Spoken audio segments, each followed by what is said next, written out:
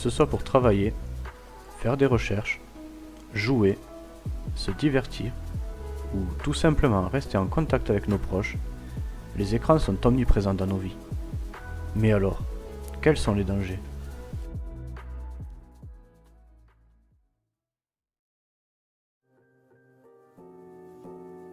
Sur le plan physique et sensoriel, nous rencontrons plusieurs troubles. En premier lieu, une baisse de l'acuité visuelle. En effet, les lumières bleues des écrans accélèrent le vieillissement de la rétine et augmentent les risques de dégénérescence maculaire liés à l'âge ou à la DMLA. Viennent ensuite les troubles musculo-squelettiques. N'avez-vous jamais ressenti de douleur dans la nuque ou en bas du dos après une journée devant l'ordinateur ? Surtout en cette période avec le suivi des cours en distanciel, on oublie parfois de parler des douleurs d'épaule, de poignets ou des doigts avec l'usage intensif des smartphones et tablettes. Les autres problèmes sont étroitement liés. En effet, en augmentant le temps passé sur les écrans, c'est du temps en moins consacré aux activités physiques. En ce qui concerne l'alimentation, nous savons tous qu'il est plus pratique de manger un paquet de chips sur le canapé qu'un ragoût.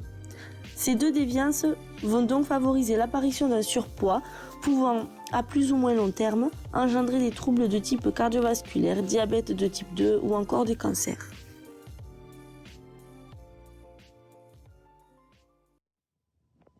Mais meuf, regarde, ça fait depuis une semaine, j'ai ça dans mon fil d'actualité. Il est beau lui. Ouais. Il est beau comme elle coûte.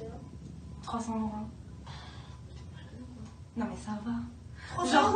Non mais j'ai un code promo. Ah, Jennifer elle a fait un code promo la dernière fois sur Instagram. mais du coup ça revient à combien? Je sais pas, j'ai pas fait le calcul. Mais je suis sûre que ça coûtera pas 300 T'as €. dit soit Balenci. Non mais mamie papi paieront. Ah, ou alors. Je vais l'acheter. Non. Si mais j'ai trop envie. Mais qui c'est qui a ça? Mais Kylie Jenner elle a ça. Trop influençable.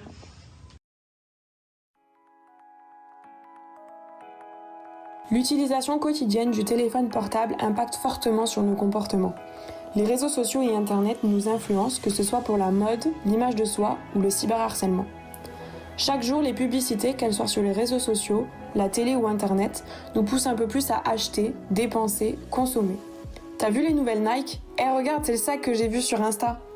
Nous vivons dans une société où l'un est influencé par l'autre et où les écrans sont le parfait outil pour agir sur un maximum de personnes. En y réfléchissant, on possède tous un smartphone, une télé ou un ordinateur. Influenceurs, youtubeurs et personnalités publiques partagent leur quotidien au travers des réseaux sociaux. En nous donnant des codes promo, ils nous incitent à acheter. Influenceurs, c'est pas pour rien qu'ils ont ce nom. Que ce soit des produits de beauté, des vêtements, des smartphones, nous voyons ces posts chaque jour et même plusieurs fois par jour. C'est ainsi qu'ils suscitent chez nous l'envie d'acheter. Une pub, un post Instagram, un code promo et hop, c'est ajouté au panier. Les écrans sont au cœur de nos journées. Télévision, téléphone, ordinateur, ils rythment nos vies. Mais pire encore, les écrans influent sur l'image de soi. Ils prennent une image du corps parfait. Visage maquillé, sans imperfection, ventre plat pour les filles et bras musclés et abdos apparents pour les garçons. Sur les réseaux sociaux où selfies et photos parfaites règnent, comment ne pas craquer ? Sérieux, qui ne s'est jamais comparé à une photo sur Insta ?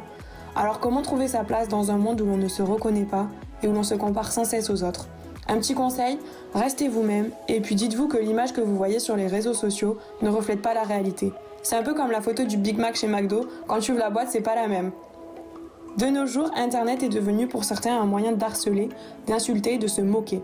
Sous anonymat, les harceleurs se sentent en position de force. Mêlant rumeurs, menaces, photos ou vidéos embarrassantes, ils sont la cause de perte de confiance en soi, déprime et isolement. Alors s'il vous plaît, ne contribuez pas à ce phénomène, soyez plus intelligents et sachez vous imposer face à ces comportements hostiles.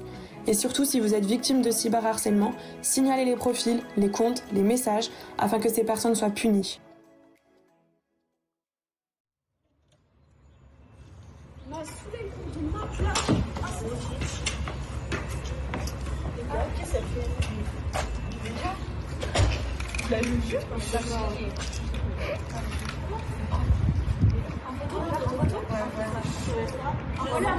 Attention, attendez. Je vais même pas envoyer un match. Mais sur ma story Insta. Vas-y. Ah,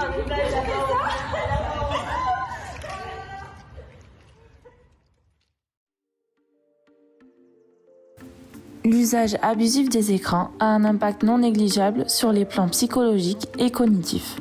En effet, vous avez déjà dû vous rendre compte du manque de concentration sur vos tâches quotidiennes, vos révisions ou tout simplement répondre à une question que quelqu'un vous pose lorsque vos yeux ou votre esprit sont absorbés par vos écrans.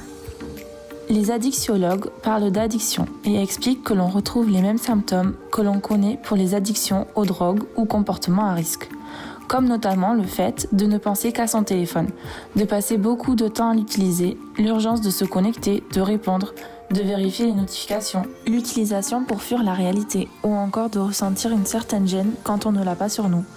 Tous ces effets sont vecteurs d'anxiété et de stress. Tout cela ajouté à un isolement social induit par l'usage excessif des écrans et majoré par la situation sanitaire actuelle, peut également majorer le risque de développer des syndromes dépressifs. Votre santé psychique est tout aussi importante que votre santé physique. Il est important de la préserver. Apprenez à maîtriser votre consommation pour garantir un esprit sain dans un corps sain.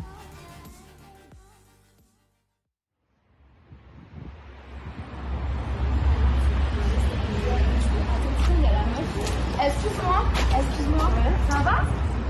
Je te dérange pas par hasard? Ah non, pas du tout. Non, parce qu'en fait, ouais, tu parles à mon mec en ce moment. Sur tous les réseaux sociaux. Fais pas les tourner comme ça va. Non, c'est pas tourné, ça s'appelle Non, comment? fais pas les tourner, ça s'appelle Thomas. Tu lui parles sur Snap, sur Instagram. Thomas, attends, ça Non, me mais dit rien. arrête, ça te rend rien. C'est quoi votre problème là?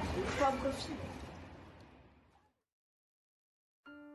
L'utilisation excessive du téléphone peut nous impacter réellement dans nos vies personnelles. L'isolement social en est une conséquence. En effet, nous allons préférer jouer, discuter, découvrir le monde à travers un écran numérique, plutôt que de mettre une paire de baskets et aller découvrir le monde qui nous entoure.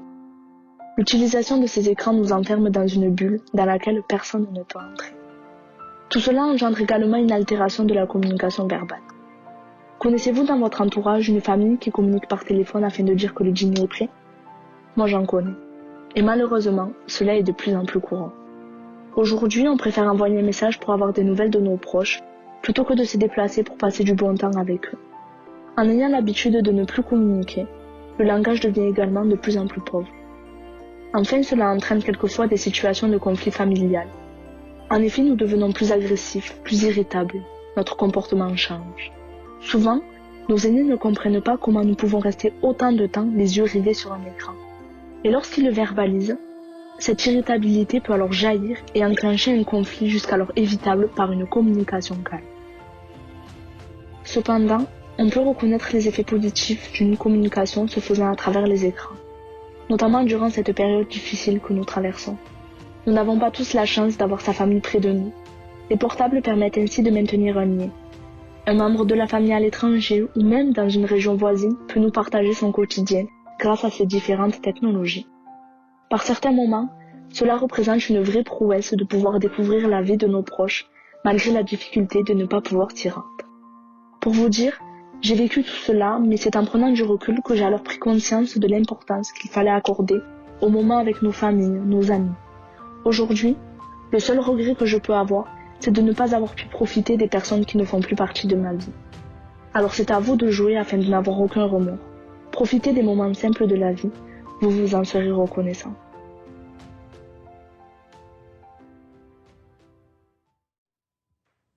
Oui. Les filles, on fait quoi ce soir? Pas du tout. Ben, je sais pas du tout en fait. Genre, les filles, on fait quoi ce soir? Ouais. Oh, les filles! Attends, 2 secondes. Lâchez vos téléphones un peu là, ça fait longtemps que c'est pas vu, vous êtes tous sur votre téléphone. Oui, d'accord, 2 secondes, d'accord? Posez vos téléphones. Oui, donc du coup, je te disais. Les filles! Oui, ça Ah, va. mais sérieux, genre ça fait longtemps qu'on s'est pas vu, vous êtes tous sur votre téléphone. Non, mais pas du tout. Oui, attends, quand je parle, il y a trop de bruit. Oui, Les non, filles, ça va, j'en revis sur Oui, mais quand même. Oui, non. Posez vos téléphones, sérieux, c'est chiant là.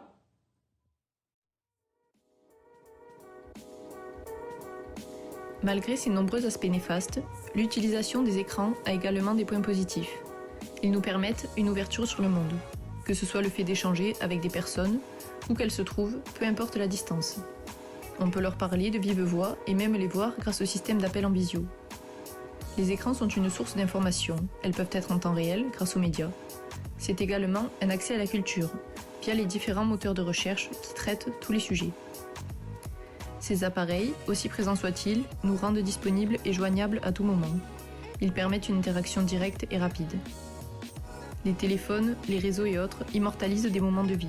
Les photos sont visibles autant qu'on le souhaite, elles capturent des émotions, des paysages et nous créent des souvenirs.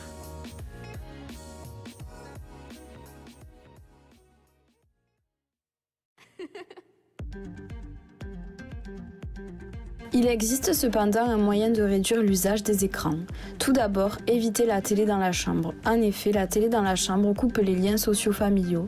Chaque individu regarde son programme, chacun dans son coin, et se coupe d'un moment de partage. On peut également limiter l'usage du smartphone au temps de pause. Par exemple, pas de téléphone pendant le repas, pendant une sortie familiale, avec ses amis. Le meilleur moyen de réduire l'usage des écrans reste de trouver des occupations.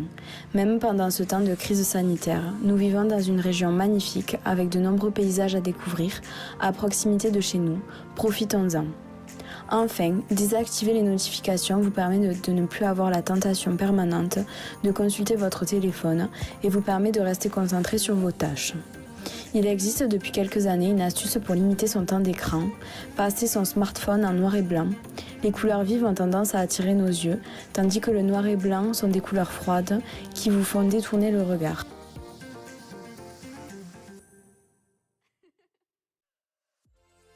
Voilà, maintenant vous savez tout ce que vos petits chouchous les écrans peuvent engendrer sur vous, votre entourage, votre corps, votre vie en général. Aujourd'hui vous êtes jeune, mais demain les choses auront peut-être changé. Votre corps ne sera plus le même et ce serait dommage d'accélérer sa dégradation à cause des écrans. Aujourd'hui, votre famille et vos amis vous entourent. Mais malheureusement, on ne contrôle pas la vie, alors profitez de chaque instant. Chaque moment passé ensemble sont précieux. Faites attention à vous, à votre santé mentale. Se sentir bien dans son corps est important, mais se sentir bien dans sa tête est essentiel. Ne vous laissez pas influencer par le monde des réseaux sociaux. Rien de tout ça n'est vrai. Vous êtes tous beaux et belles. Vous êtes votre propre chef et personne ne doit avoir d'influence sur vous. Et surtout, si vous êtes témoin de harcèlement, ne laissez pas les choses se faire. Pensez aux autres et mettez-vous à leur place. Soutenez-les, raisonnez les personnes concernées. Une petite action peut changer tellement de choses, et peut-être même sauver des vies. Même si cette vidéo peut vous paraître dans les extrêmes, il ne faut pas non plus bannir les écrans de votre vie. Ils restent une invention grandiose et témoignent de l'avancée de notre monde.